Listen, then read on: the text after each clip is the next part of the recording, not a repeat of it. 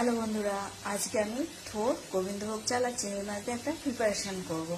এটা আমি নাম দিয়েছি থোর মনোহরা। আমি দেখো প্রথমে কি করেছি, কড়াইতে গোটা জিরে গোটা গরম মশলা ফোড়ন দিয়ে নিয়েছি, চিংড়ি মাছগুলোকে ভেজেছি, তারপর অল্প একটু পেঁয়াজ আর কাঁচা লঙ্কা কুচির মধ্যে ভেজে নিয়েছি, তারপরে জিরে হলুদ গুঁড়ো লঙ্কা গুঁড়ো দিয়ে একটু কষিয়ে নিয়েছি। এর মধ্যে আমি নুন মিষ্টি দিয়ে রেখেছি। আর এখানে দেখো আমি থোরটাকে সিদ্ধ করে রেখেছি, আর এখানে গোবিন্দভোগ চালটাকে ধুয়ে জল ঝরিয়ে রেখেছি। এবার দুটোকে একসঙ্গে দিয়ে আমি ভালো করে কষিয়ে নিয়ে একদম অল্প জল দিয়ে আমি এটাকে সিদ্ধ করব।